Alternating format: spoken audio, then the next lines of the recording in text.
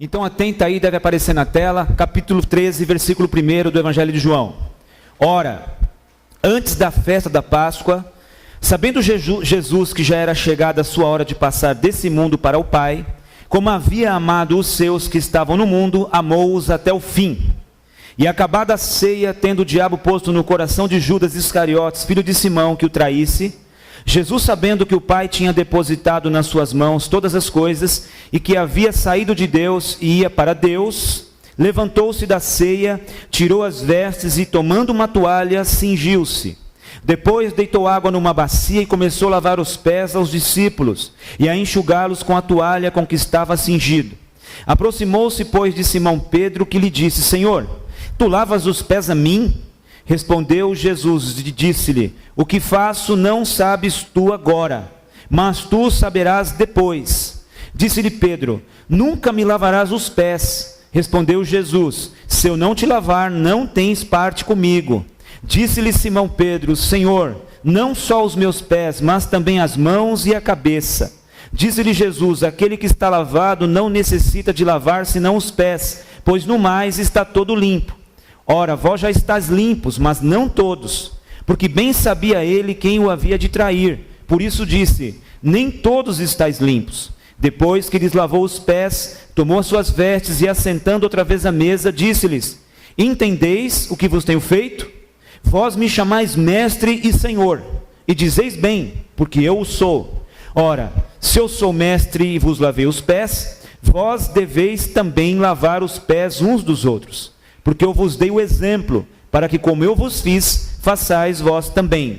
Na verdade vos digo que não é o servo maior do que o seu senhor, nem o enviado maior do que aquele que o enviou.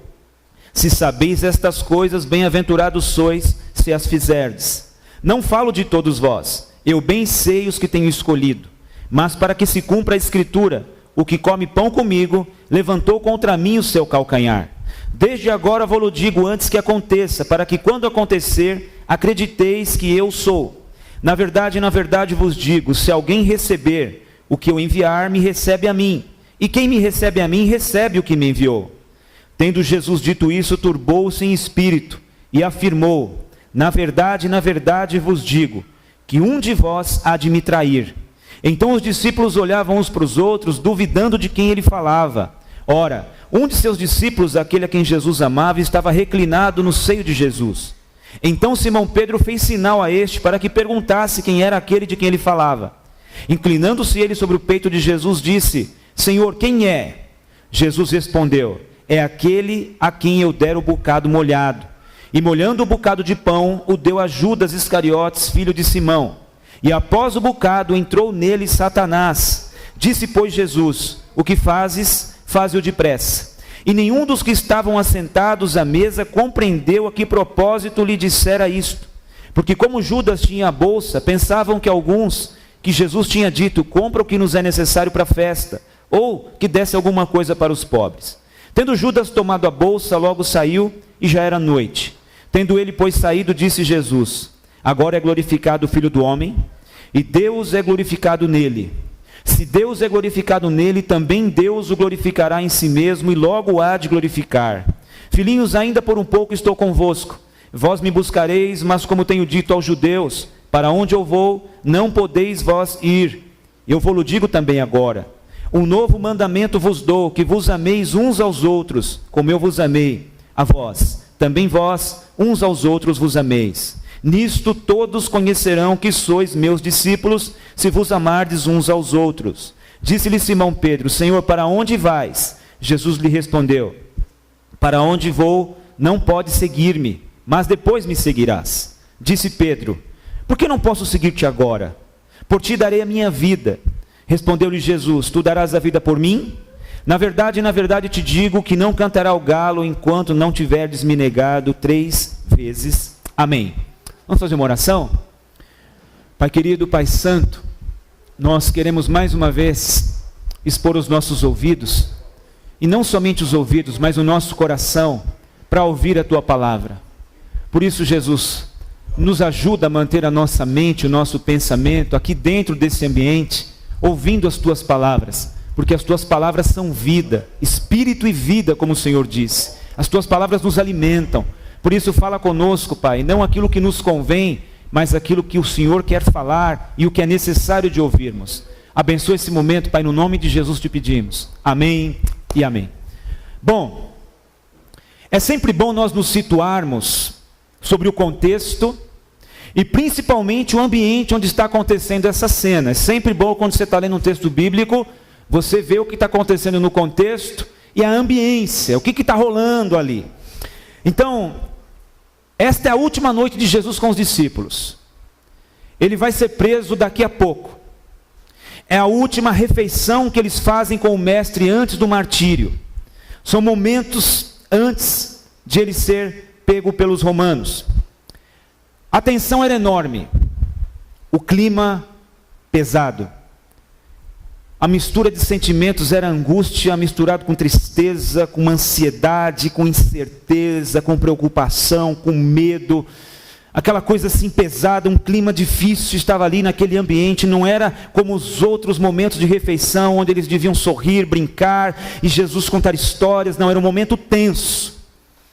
Lucas, no capítulo 22, também vai narrar essa mesma cena, só que com outras particularidades. E ele vai trazer algumas informações importantes, como por exemplo, no versículo 24 do capítulo 22 de Lucas, aqui nessa cena Lucas vai dizer que após a refeição, houve uma discussão ferrenha entre os discípulos.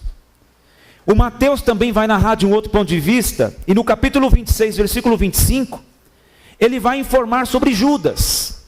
Que quando Jesus vai dizer, um de vós vai me trair, os discípulos ficaram preocupados, e o cínico Judas ainda pergunta, serei eu, mestre?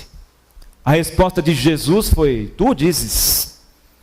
Então eu quero falar um pouco sobre Judas, quero falar um pouco sobre Jesus e Judas, quero falar um pouco sobre Jesus e uma bacia com água, e quero falar um pouco de Jesus e Pedro, nesse capítulo 13. Então, em primeiro lugar, sobre Judas. O texto vai dizer para nós que no versículo 3, versículo 2, aliás, o diabo pôs no coração de Judas trair Jesus. No versículo de número 27, o texto vai dizer que a coisa tomou uma dimensão ainda maior. O diabo entrou em Judas. A gente sabe o fim de Judas, que foi trágico. A gente sabe que Judas naufragou na fé, andando pessoalmente com um grupo seleto de pessoas, que depois foram chamados de as colunas da igreja. Então, o que será que aconteceu com Judas, para que ele naufragasse na fé, para que o diabo tomasse conta de todo o seu ser, andando com Jesus? Obviamente a escritura tinha que se cumprir. Alguém me perguntou uma vez, poxa, Jesus se equivocou, pastor, quando escolheu Judas? Eu disse, não, a escritura tinha que se cumprir. Os textos que vão falar, aquele que comia no meu prato levantou contra mim o calcanhar, já estavam escritos pelos profetas. É mais ou menos a gente fazer uma peça de teatro, como a gente já fez algumas vezes, e assim, tem os papéis. E a gente reúne as pessoas que têm a habilidade de contracenar e tal, de fazer teatro, e a gente vai vendo quem se identifica com o papel. Mas normalmente as pessoas vão escolhendo os papéis. E de repente na peça tem o diabo, alguém vai ter que fazer esse papel. A gente fez uma peça aqui uma vez, eu me identifiquei. E ninguém queria fazer o papel. Eu falei, então tá bom, eu vou ser o diabo. Eu acho que ninguém interpretou um Satanás tão bem feito que nem eu naquela peça. Porque a hora que eu entrei em cena, gente, maquiado, com a sobrancelha preta, com uma capa, entrei dando risada, as crianças entraram debaixo do banco chorando, os que estavam aqui na frente. Foi um Satanás assim, top. Então assim, parece que esse lance, Jesus não se equivocou. Alguém teria que assumir esse papel. Alguém teria que falar, não, essa cena é minha. Agora, por que as pessoas naufragam na fé? Por que as pessoas são derrotadas? Por que às vezes Satanás toma conta de alguém que frequentou a igreja, que esteve em ambientes como esse por muito tempo? Primeira coisa que eu quero colocar para vocês aqui é o seguinte: O problema maior do naufrágio na fé cristã, normalmente não está na liderança. Então, quando alguém naufraga na fé e põe a culpa na liderança, esse não é o maior problema. Por quê? Judas naufragou na fé. Ele teve o melhor pastor. Ele teve o melhor discipulador. Ele teve o melhor pregador. Judas teve o melhor líder. Mesmo assim, naufragou na fé.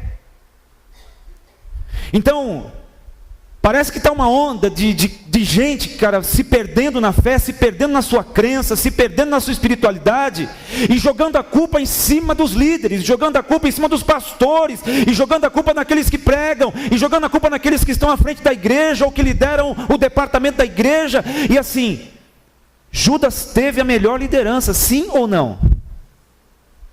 Então parece que o maior problema do naufrágio na fé não está na liderança. Então tem um pensamento um tanto quanto filosófico do pastor, filósofo contemporâneo, pós-moderno, Parece que o que determina o sucesso em nossa carreira com Deus não é exatamente a calibragem de nossa liderança, mas sim o tipo de vida e de relacionamento que nós decidimos ter com Jesus. Então o que determina se a nossa carreira cristã tem começo, meio e fim, e nós vamos chegar lá no final com palavras semelhantes à do grande apóstolo Paulo, dizendo: combati o bom combate, terminei a minha carreira e guardei a minha fé. Isso não depende tanto de quem nos lidera, depende do tipo de relacionamento que cada um de nós resolve e decide ter com Jesus. Amém? Então Judas teve uma grande liderança, a melhor liderança. Deus em carne liderando Judas, e mesmo assim não funcionou.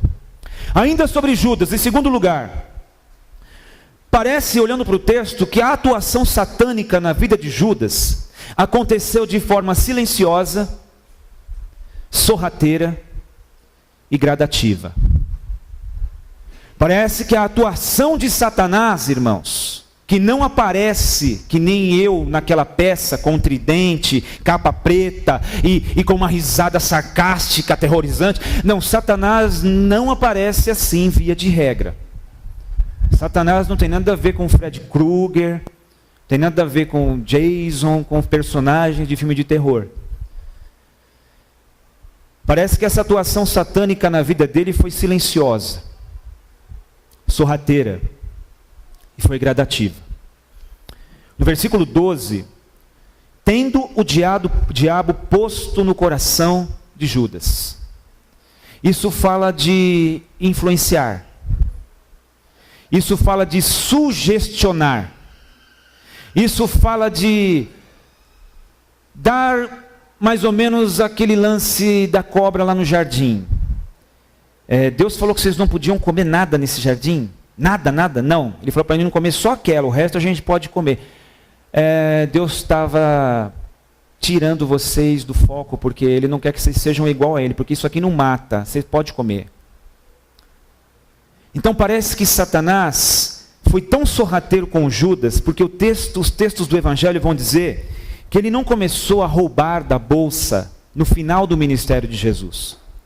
Foram quase 3 anos e meio de alguém andando com o próprio Senhor Jesus, sentando para comer com Ele, comendo pão multiplicado que Ele multiplicou. Judas foi um daqueles que também entregou bandeja com pão multiplicado para 5.000 homens, fora mulheres e crianças. Judas estava presente em cenas como, por exemplo, a ressurreição de Lázaro, e mesmo assim, quando as ofertas, porque Jesus vivia de donativos e ofertas, quando as ofertas entravam, Judas roubava. Então Judas era um cínico. Quando uma mulher quebra um vaso de alabastro caríssimo e vai ungir Jesus, ele diz: que desperdício! A gente podia vender isso e ajudar tantos pobres. E o João vai denunciar 50 anos depois, quando vai escrever o Evangelho, e vai dizer assim: ele dizia isso de ajudar os pobres, não porque ele tinha cuidado com os pobres, porque ele era cínico, ele roubava a bolsa. Então veja bem, parece que a coisa foi gradativa. No versículo 2 fala de uma influência. O diabo pôs no coração de Judas. Só que no versículo 27, o texto vai dizer que o diabo entrou em Judas. Percebe que essa atuação ela foi ganhando dimensões maiores. Porque possivelmente, quando Judas foi separado entre os 12, em Lucas capítulo número 6, quando Jesus pegou daquela quase centena de discípulos que o seguia, e ao amanhecer, depois de orar a noite inteira, ele foi chamando um por um e separou os 12 para si, para andar perto dele. Eu não sei se Judas já estava tão influenciado assim pelo diabo, porque a coisa foi silenciosa, foi sorrateira. Será que Judas sabia que estava terrivelmente sendo influenciado pelo diabo? Será que ele percebia que era Satanás que estava agindo nos bastidores da vida dele, provocando algumas situações para que ele caísse e Satanás ganhasse ainda mais lugar para agir na vida dele? Será que ele percebeu? Eu acho que ele nem percebeu que era o diabo. A gente está lendo um texto que foi escrito mais de 50 anos depois dos fatos que aconteceram. João vai escrever isso, alguns dizem anos 70 ou mais. Então Judas talvez nem percebeu que Satanás estava agindo na vida dele, porque a coisa foi silenciosa. O diabo não apareceu de madrugada e disse: Judas, eu vou destruir você, eu vou te levar por um caminho sem volta, e o inferno te aguarda, Judas, porque eu vou tragar a sua vida, Judas. Não, a coisa foi sorrateira, a coisa foi silenciosa e gradativa. Amém, gente? Ninguém se desvia de Jesus do dia para a noite, nem da noite para o dia. Ninguém vai dormir à noite crente, cristão, apaixonado por Jesus, e acorda na segunda de manhã profano, querendo largar tudo e ir embora e não quero mais saber de Deus. A coisa é gradativa. Ninguém vai dormir fiel à esposa, feliz no casamento, e acorda de manhã: nossa, com quem será que eu vou adulterar hoje? Gente, deixa eu pensar aqui, fulana, beltrana. Não é, a coisa é gradativa. A coisa é sorrateira, silenciosa. Então Satanás ele foi entrando e ganhando espaço na vida de Judas, pelo próprio caráter deformado, porque Jesus é aquele que vem mexer com pessoas de caráter deformado. Jesus veio para o Judas. Mas sabe-se lá o motivo? Esse homem não se permitiu. Ele não se permitiu ser invadido pela graça, ser tocado pela graça. Em terceiro lugar, ainda sobre Judas, será que ele sabia que, embora estivesse andando com Jesus, ouvindo Jesus, era Satanás quem o estava influenciando? Então pense, ele está andando com Jesus, ouvindo Jesus, todas aquelas parábolas que Jesus contou, as mensagens, aqueles confrontos com fariseus, as mensagens profundas que Jesus trouxe, o sermão das bem-aventuranças. Judas estava andando com Jesus, ouvindo Jesus e sendo influenciado pelo diabo. Não é interessante isso? Ouvindo Jesus, andando com Jesus, mas sendo guiado pelo diabo. Será que existem pessoas, irmãos, que frequentam a igreja evangélica, ouvem as palavras de Jesus, ouvem falar de Jesus, cantam músicas sobre Jesus, mas na hora de ser influenciado, não são influenciadas por Jesus, são influenciadas pelo diabo? E é uma linha muito tênue, né? O Tiago vai dizer assim: de uma mesma boca procede bênção e maldição. Meus irmãos, não convém que seja assim. De uma mesma boca não pode acontecer isso, bênção e maldição. Com a mesma boca que bendizemos a Deus, é com a mesma boca que amaldiçoamos os homens, feitos à semelhança de Deus. Então assim, quem nos influencia? Porque nós ouvimos Jesus. Nós lemos as palavras de Jesus nas Escrituras. Mas quem é que tem nos influenciado? Pastor, eu estou em dúvida, eu não sei direito. Bom, a gente tira essa dúvida fácil. Como tem sido os nossos dias? Como tem sido as nossas conversas dentro de casa? Como tem sido as conversas que tenho tido com as pessoas? Como tem sido as conversas que tenho tido com as pessoas da igreja sobre a igreja? Como tem sido as conversas que tenho tido com as pessoas sobre a igreja, e sobre a liderança da igreja? Como tem sido? A gente vai saber fácil quem nos influencia, porque ouvir a gente está ouvindo Jesus, mas Judas andou com Jesus, Judas ouviu Jesus, mas foi guiado pelo diabo. Tem uma fala de Augusto Nicodemos Lopes, interessantíssima, que eu anotei, que diz assim: quando Satanás entrou em Judas, ele não torceu as mãos, não rastejou feito uma cobra, não mudou a voz, não ganhou uma força descomunal. Ele apenas saiu tranquilamente para ganhar dinheiro. Conclusão: tem muito mais gente cheia de Satanás ao nosso redor do que podemos imaginar. Então, sobre Judas, quem nos influencia? A pergunta não é quem a gente está ouvindo, porque a gente está ouvindo Jesus, e Judas também estava. A pergunta é quem nos influencia? Na hora das decisões, quem é que tem nos influenciado? Na hora das nossas reações, quem é que nos influencia? Na hora que temos que dar alguma resposta para a vida ou para alguém, qual é a nossa resposta? Quem é que nos influencia? Porque ouvir a gente já sabe, estamos ouvindo Jesus. Só que se as palavras de Jesus não ecoam e não nos influenciam, a gente tem que parar tudo e falar: pera um pouco, eu estou ouvindo Jesus, mas não estou sendo guiado por Ele. Eu estou ouvindo Jesus, mas essas palavras não têm me influenciado ao ponto de mexer com os meus valores. A coisa é muito séria. A respeito de Jesus e Judas, em quarto lugar, Jesus sabia quem era Judas, sim ou não? O que vocês acham? Sabia. Aliás, nenhum dos 12 era boa bisca, né? Eles eram um pessoal difícil. Mas Jesus sabia que Judas era um cara desonesto. Judas era um estelionatário.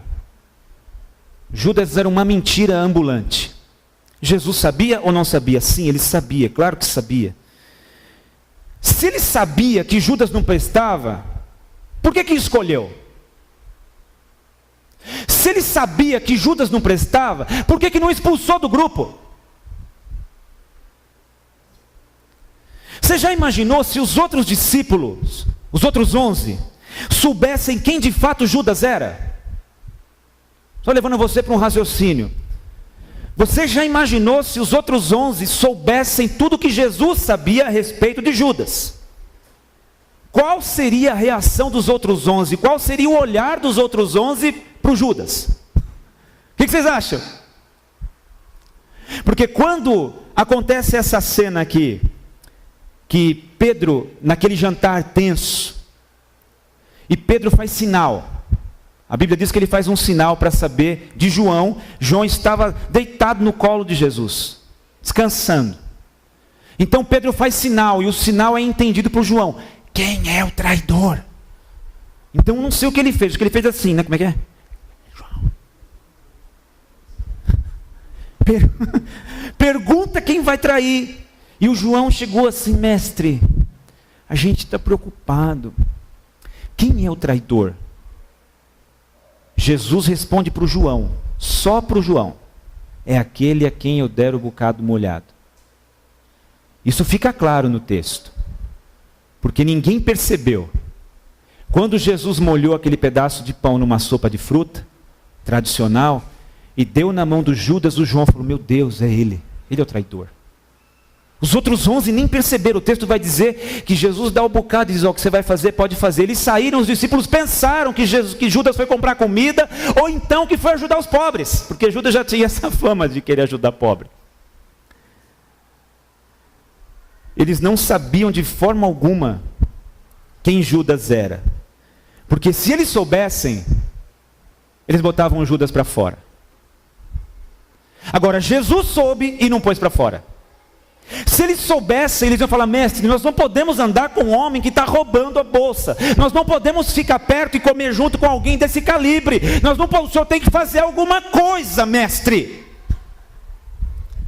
Mestre, o senhor é o nosso pastor, o senhor não vai fazer nada, mestre. Mestre, tem um homem em pecado no meio de nós, o senhor está passivo, o senhor não sabe o que está acontecendo com ele, mestre? Por que o senhor não vai pôr ele para fora, mestre? Porque Jesus não põe ninguém para fora.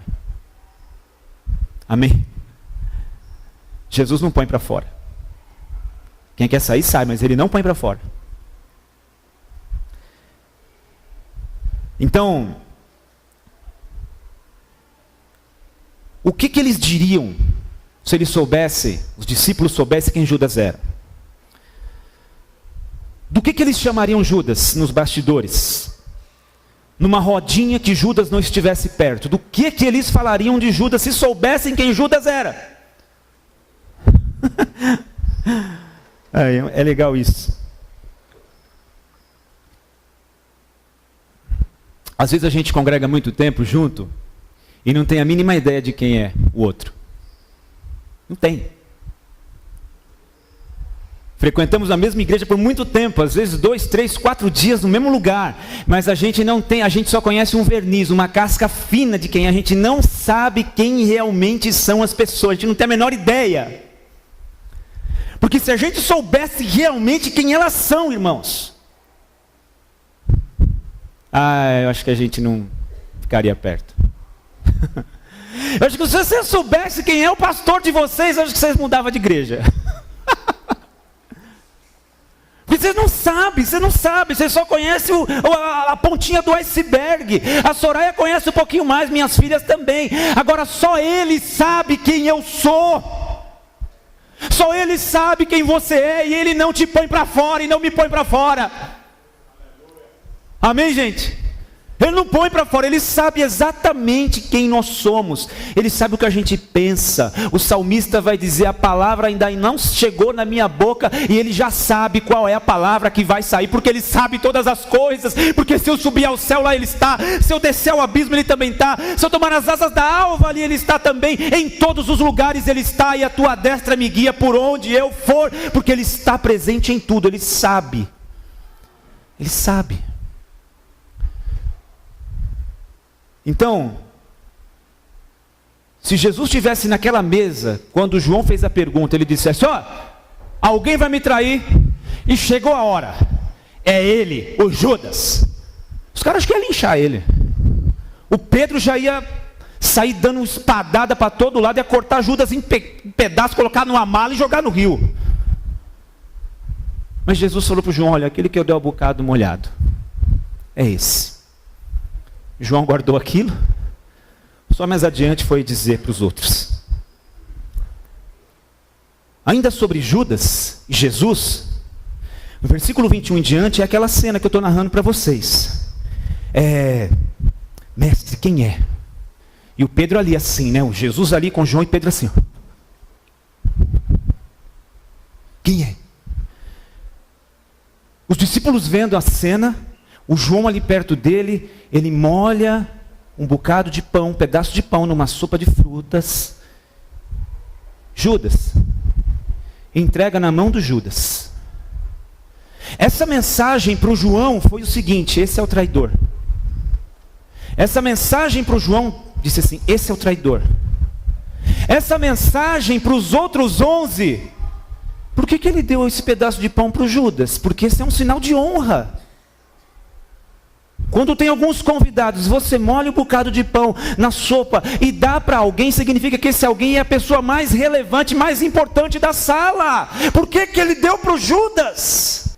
Ele sabe quem eu sou, ele sabe o que eu estou para fazer com ele, mesmo assim ele me ama. Mesmo assim eu sou importante para ele, porque os outros não sabiam. E Jesus dá o pão para ele, dizendo, Judas, eu estou atrás de você ainda, Judas.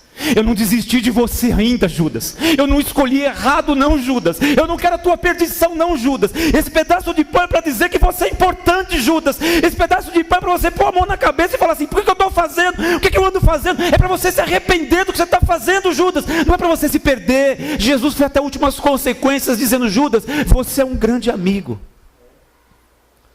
Tanto é que quando vão prender Jesus, Eles estão na escuridão ali da floresta do Getsêmani. O Judas combina e codifica com o pessoal: olha, para vocês não prenderem a pessoa errada, para ninguém ficar, para não ter a espada para o lugar errado, não tem que morrer, aquele que eu beijar, vocês prendam.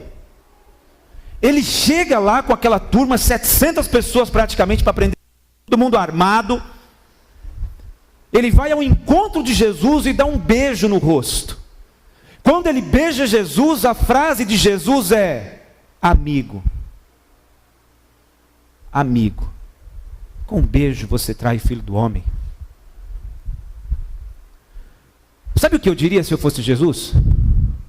Safado, bandido, cara de pau. Olha, eu vou sofrer pra caramba, mas os seus dentes pelo menos eu vou quebrar. Ainda bem que não era eu, né? Jesus chama Judas de amigo. Ou seja, toda a falcatrua de Judas não mexeu com a pureza e com os conteúdos de amor de Jesus. Isso é evangelho, irmãos. Isso é evangelho de Jesus. Evangelho de Jesus não é levanta a mão e receba a vitória. Não, evangelho de Jesus é pareça-se com Ele. Ou seja, não deixa que as maldades dos outros enrijeçam o seu coração.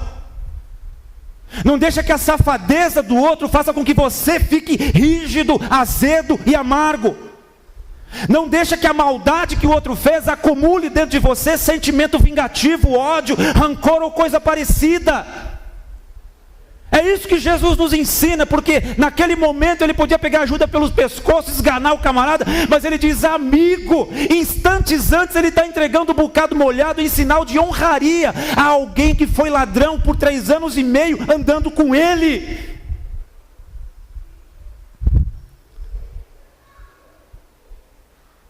Cara, Judas recebe essa mensagem através de um pedaço de pão molhado na sopa, e essa mensagem ainda não entrou nele.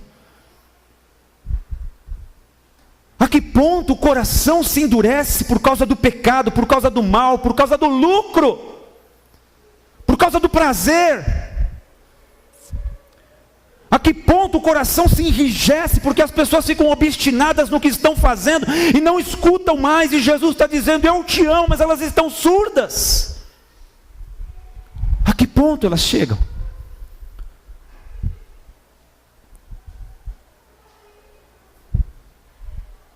Jesus, com aquele pedaço de pão, ele está dizendo: apesar de tudo, Judas, você é um grande amigo.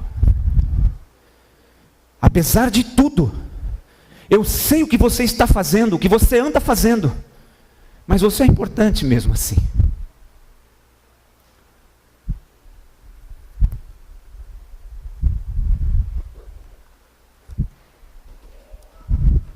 Há tempos atrás, uma pessoa bateu na minha porta e me ofendeu tanto, gente. Congregamos juntos mais de 15 anos. Ele foi até a minha porta dizer que eu sou um falso pastor, dizer que eu sou um mentiroso, dizer que eu uso a Bíblia para condenar as pessoas. Usou alguns palavrões baixos, ofensas, na porta da minha casa. Numa quinta-feira à tarde, véspera de um retiro nosso, há uns 3, 4 anos atrás, 5 anos atrás. Sim, eu fiquei confuso, eu fiquei triste, eu fiquei angustiado, porque não é porque ofendeu, mas é quem. Porque se fosse alguém que passa na rua, alguém que dá uma fechada no trânsito e mostra o dedo do meio para você, xinga a sua mãe, você nem sabe quem é a pessoa. Mas quando é alguém que você conviveu muito tempo, 15 anos, 16 anos juntos, que você abraçou muitas vezes no início de um culto, no final de um culto, que você cantou louvores assim do tipo, um só corpo, abraçado, chorando com tal pessoa, e sentar na mesa para tomar o mesmo café, a mesma comida, alguém chegar para você: você é um falso pastor.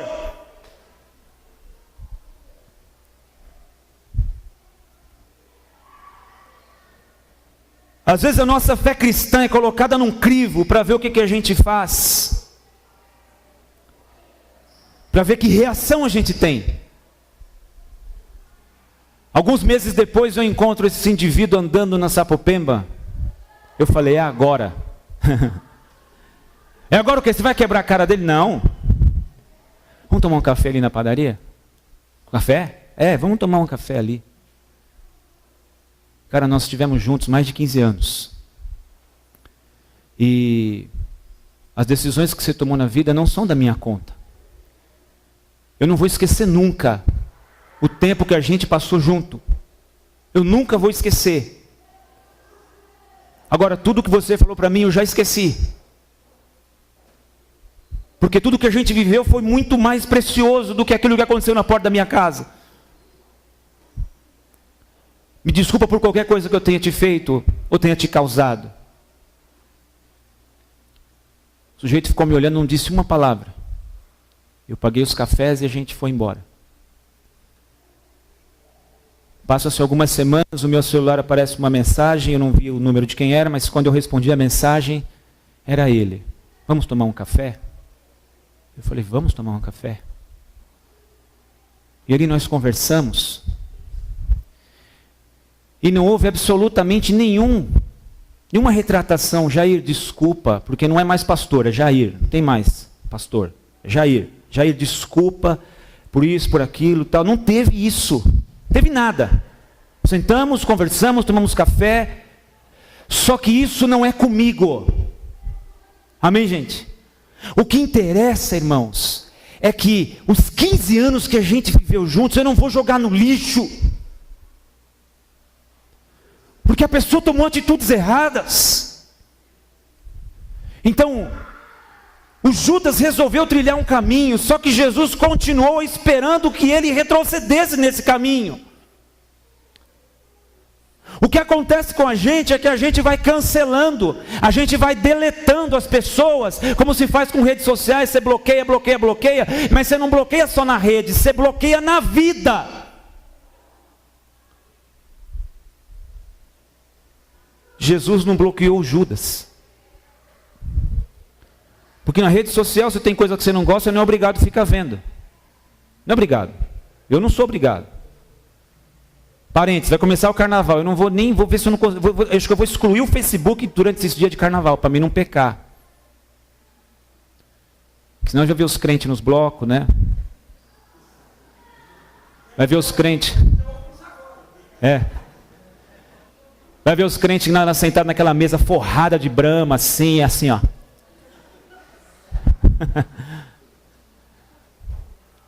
Só que a gente não pode pôr para fora, porque Jesus não põe para fora.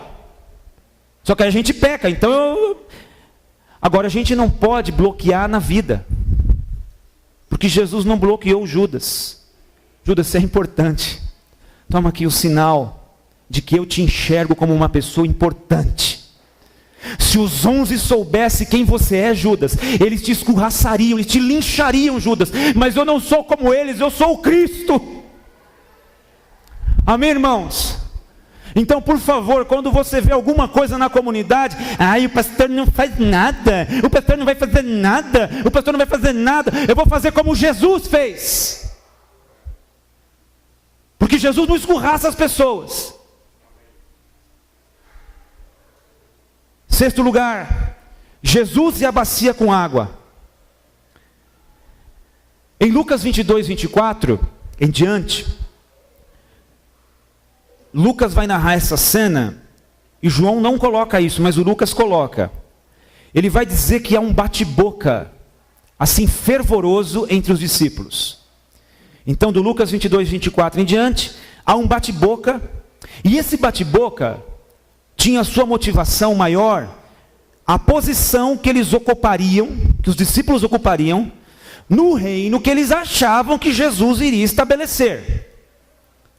Então perceba, naquela tensão toda, Jesus está dizendo, eu vou ser preso, eu vou morrer, e tal, eu vou deixar vocês, e não sei o que lá, e daqui a pouco ele termina a refeição, os caras se juntam e começam a bater boca um com o outro, dizendo, eu vou ser o primeiro-ministro. O outro diz, não, o primeiro-ministro sou eu. Aí o outro diz, eu serei general do exército. O outro diz, não, general sou eu. Aí o outro diz, eu vou governar a província da Judéia. Não, governador serei eu. Eles começam a quebrar o pau. Por causa da posição que eles queriam ocupar num reino que Jesus nem veio para fazer isso. E no meio dessa discussão, desse bate-boca, João vai dizer que diante disso, que o Lucas coloca essa grande discussão para ver quem era o maior, quem ocuparia a posição mais alta, quem teria mais sucesso no ministério, quem teria a igreja mais numerosa. João vai dizer diante disso que Jesus se levanta, tira a capa, que era a roupa de cima, era uma capa e uma túnica, ele tira a capa, instantes depois ele pega uma bacia e enche com água, e vem com uma toalha na cintura, e diz, senta aí.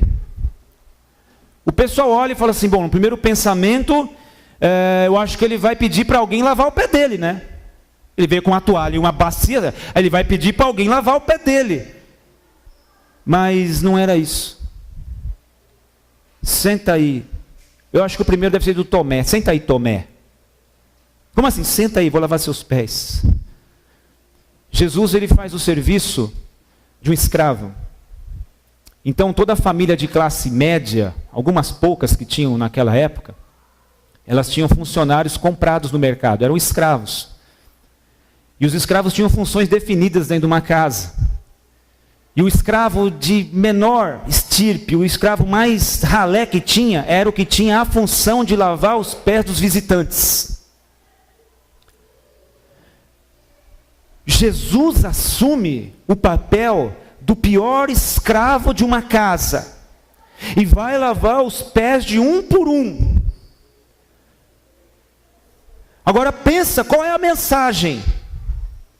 Jesus parece que ele vira a pirâmide social e religiosa de ponta cabeça, porque a gente vê o rei do universo de joelhos lavando os pés de pescadores analfabetos.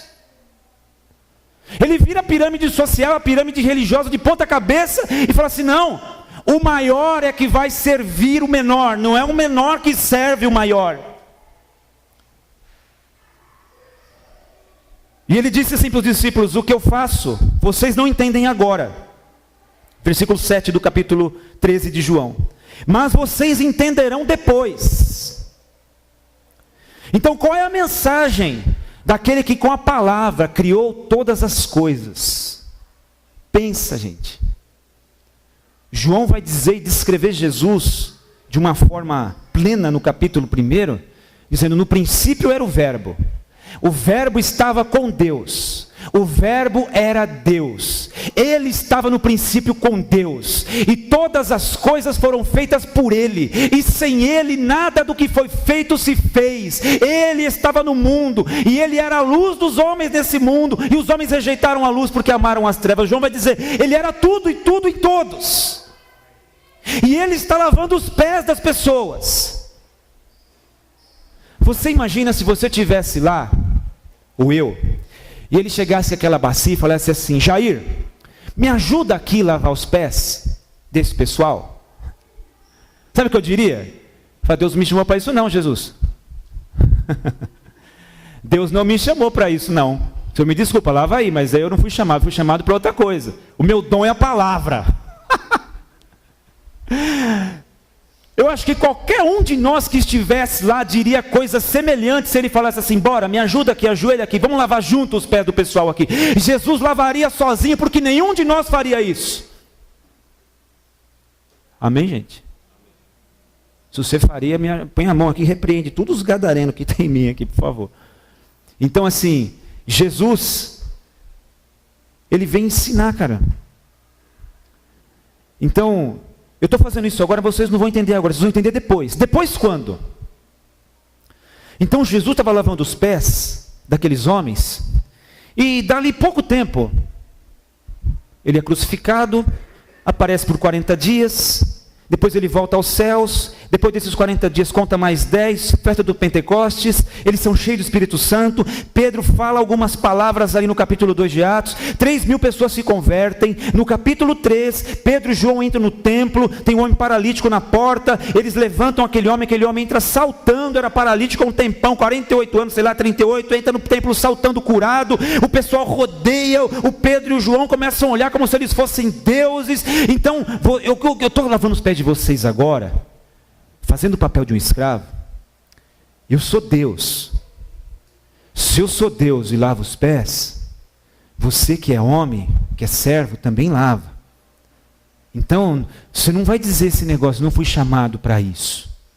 E quando você estiver trabalhando numa empresa, e alguém pedir para você fazer alguma coisa, não dá uma de besta não, e fala assim, essa não é minha função. Não seja tonto assim, porque Deus não foi. Porque senão eles contratam outro para o seu lugar, e esse outro vai fazer isso que você faz, e aquilo que você não quis fazer também. Amém, gente? Está entendendo? O que tem de gente, cara, não fui chamado para isso. Isso não é minha função. Isso aqui não sei o que lá. Meu, o Filho de Deus, que criou o universo com as palavras que saiu da sua boca, ele está ajoelhado lavando os pés das pessoas. E a gente não quer nem servir a nossa família. A gente não quer nem servir nossa esposa. A gente não quer nem servir nossos filhos, nossos maridos. A gente não quer nem servir os nossos pais. Eu contei para vocês outro dia, que eu estava no computador mexendo no notebook, sentado no sofá, e me deu sede, e minha filha no outro sofá jogando no celular. Falei, filha, pega um copo d'água para o pai. Ela parou assim, olhou para mim. Você é folgado, hein, pai?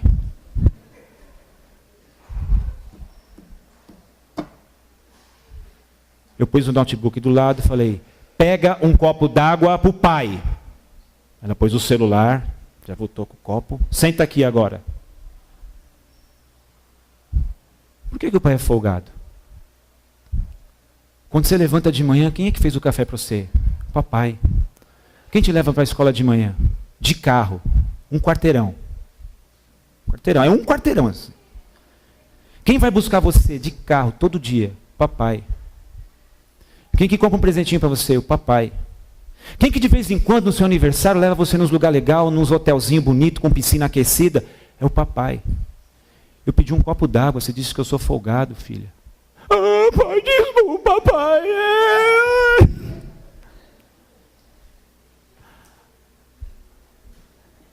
Gente, o rei do universo se abaixou para lavar os pés, o papel de um escravo. A gente precisa aprender a servir. Essa mensagem é a seguinte, daqui a pouco vocês vão estar rodeados de pessoas, porque vão acontecer curas, pessoas serão libertas, endemoniados serão libertos, muitas pessoas vão olhar para vocês e vão achar que vocês são as estrelas do negócio, e vocês vão entender que vocês não estão as estrelas de coisa nenhuma, porque a única estrela que brilha é a estrela da manhã, aquele que vive e ressuscitou ao terceiro dia. Vocês não são nada. Então essa mensagem era para quando as coisas começassem a acontecer, os apóstolos não se achassem e falassem assim, eu sou ungido agora. Que nem uns doidos que diz, né? Eu sou ungido e eu estou cobrindo a cobertura espiritual aqui da região toda aqui. E agora tem que ficar todo mundo me rodeando, e agora tem que andar um monte de gente puxando o meu saco, porque agora eu sou ungido, eu sou o apóstolo, eu sou o cara. Jesus se ajoelhou para lavar os pés das pessoas, para aqueles homens, quando ele disse assim, vocês vão entender, não agora, mas depois.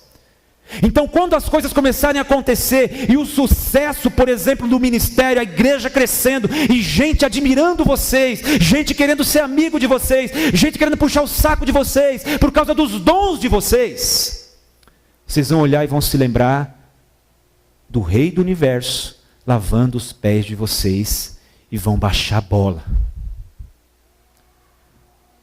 O dia que você conseguir o mestrado, o doutorado, lembra do Filho de Deus ajoelhado, lavando os pés de 11 homens indoutos semi-analfabetos. O dia que você comprar uma casa com 3 andares e tiver 2 carros muito caros na garagem, lembra do Filho de Deus, do Rei do Universo, sentado lavando os pés dos discípulos, porque não tem ninguém mais importante do que Jesus. Amém, gente? Jesus estava ensinando aquilo porque por qualquer coisa as pessoas se acham, a gente se acha, irmãos. Então toda vez que alguém diz assim para mim, ai pastor, você é uma bênção na minha vida, pastor, obrigado, você tem sido uma bênção para minha família, você é um grande homem de Deus, eu olho para Jesus com a toalha na cintura, lavando os pés dos discípulos, e falo, eu preciso servir melhor. Amém, gente? Então, não esquece disso, porque o mundo gospel evangélico está muito nojento, sabe?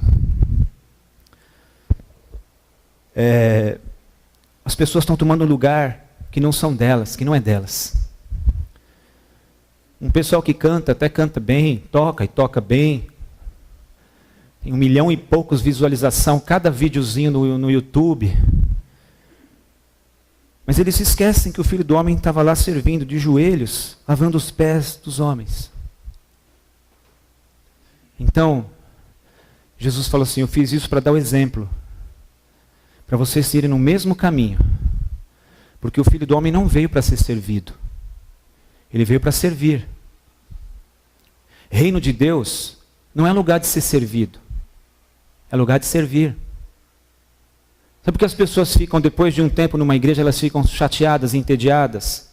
Porque elas não entenderam que o reino de Deus é para servir. Então, depois de algum tempo que passa aquela lua de mel com a igreja, elas começam a ficar entediadas com a igreja e ver defeito em tudo. Elas se comportam como quem vai num restaurante. Vai pagar a conta, então é caro, ela quer comer aquela comida e tem que ser boa, e tem que ser o melhor, e tem que vir quentinha, crocante. Aí ele traz essa mesma concepção para a igreja tem que servi-lo. Amém, gente? Pastor, como é o ministério infantil da sua igreja? Olha, nós temos algumas pessoas, treinamos outras e tal, não é? Posso ver a estrutura? Olhou, então. Mas você pode nos ajudar, né? Já que você tem filho pequeno, você pode nos ajudar também. E se você puder também, né? Com esse carro que você tem aí, dá para dar uma oferta, equipar com tudo aquilo que você acha que deve ter no ministério infantil. E aí fica melhor. Vai ter mais uma pessoa para ajudar, para servir. E vai ter mais estrutura lá, porque você pode, né? Mas aí pega a bolsinha, Louis Vuitton, aqui, né? Na mãozinha, aquele saltinho, e tic, e vai lá para o outro lugar que tem alguém que vai servi-la e servir o bibelozinho que ela quer criar. O reino de Deus não é lugar de ser servido, gente. Está entediado com a igreja que você está, começa a arregaçar as mangas e dizer, Senhor Jesus, aonde eu posso servir? Porque eu não estou num restaurante, eu não estou numa peça de teatro, eu não vim ver um filme no cinema, eu estou no reino de Deus. Em último lugar, Jesus e Pedro, ainda no texto. Então Pedro aparece dizendo assim, Senhor, o Senhor não pode lavar meus pés. Não, o Senhor lavar meu pé de jeito nenhum. Se eu não te lavar os pés, você não tem parte comigo. Aí o Pedro já vai para o outro extremo, né? Então não lava mais os pés não, lava as mãos, a cabeça, lava o que o senhor quiser, lava tudo. Pedro aparece de novo fazendo sinal para o João. E ele aparece no final do capítulo dizendo assim, Senhor, por que eu não posso te seguir agora? Por ti eu dou a minha vida. Quer um cara fiel a ti, Senhor? Eis-me aqui. Pedro em pessoa, Simão Pedro. Eis-me aqui, ó. Por que eu não posso te seguir? Em Lucas 22, 31, Lucas vai trazer um dado importante. Antes dessa declaração de Pedro, por ti dou a minha vida, antes, Jesus vai dizer assim, Simão, Simão, Satanás pediu você para peneirar você como trigo, mas eu roguei por ti para que a tua fé não desfaleça, e quando tu te converteres, vai e confirma teus irmãos. E aí Pedro vai dizer, eu morro por tua causa. Jesus disse, você não morre não, ainda não. Antes que o galo cante, 3 vezes você vai dizer que me conhece, ou que não me conhece. 3 vezes você vai dizer, eu não sei quem é esse Galileu. Eu nunca andei com ele. Eu nunca nem o vi. E na 3ª vez ele vai praguejar. E João Ferreira de Almeida foi educado ao colocar praguejar, porque ele deve ter falado uns palavrões em aramaico lascado lá, dizendo: eu não conheço esse lá. Mas você não acabou de falar que daria a vida por mim? Você não acabou de falar que vai até o fim? Você não acabou de falar que um cara fiel é você, que mesmo que todo mundo te abandone, você não vai abandonar?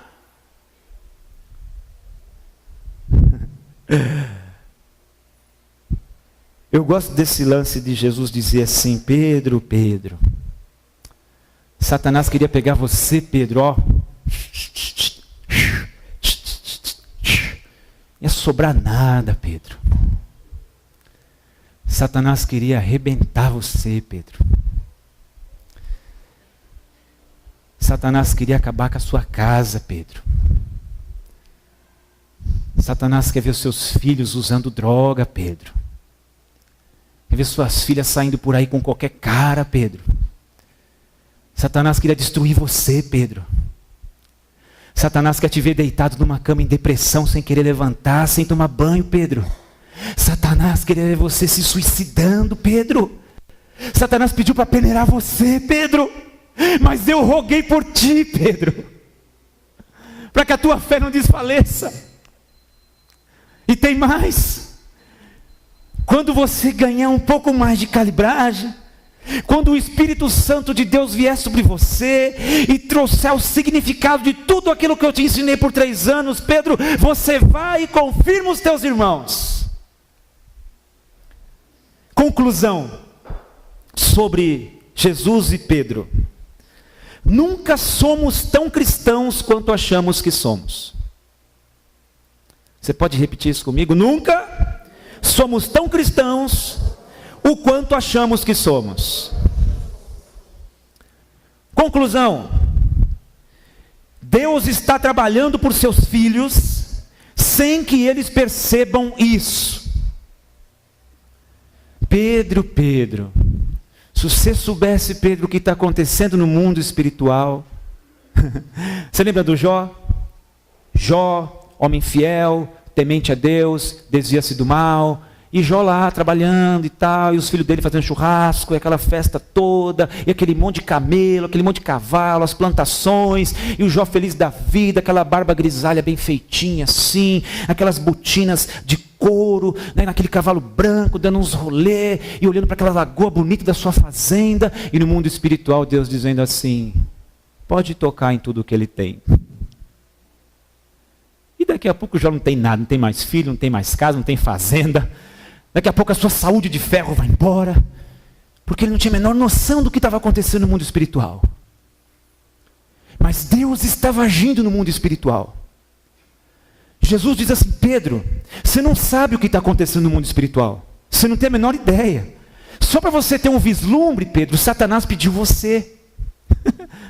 Ele diz assim: olha, deixa eu dar um trato no tal do Pedro, que está dizendo que vai até a morte. Deixa eu cuidar um pouquinho dele. Aí Jesus disse: não. Não vai. Então Pedro não tinha a menor noção do que estava acontecendo, mas Jesus já era o seu intercessor. Quando ele veio rugindo como um leão para tragar a vida de Pedro, o Filho de Deus entrou na frente e falou: não, não, só toca quando eu quero, do jeito que eu quero aqui. Você não entra para fazer devassa porque é meu filho. Então, conclusão: Deus está trabalhando por seus filhos sem que eles percebam. Você não faz ideia de tantas tramóias para levar sua vida, para levar sua família, para acabar com o teu lar, para acabar com a tua moral, com o teu caráter, com os teus negócios, com a tua casa, com tudo. Mas o Filho de Deus entra na frente e diz: não. Mas ele se acha, e daí que ele se acha? Deixa que eu vou cuidar dele. Você não vai tocar não. Deus trabalha pelos seus filhos sem que eles percebam. E última conclusão: embora Satanás tenha um poderio extraordinariamente destruidor, veja o que ele fez com Judas. Nós temos um grande intercessor, Jesus Cristo, que intercede por nós eternamente, como sumo sacerdote eterno, segundo a ordem de Melquisedeque. Nós temos um intercessor. nós não somos perfeitos, mas temos um intercessor. Amém? Deus te abençoe em nome de Jesus.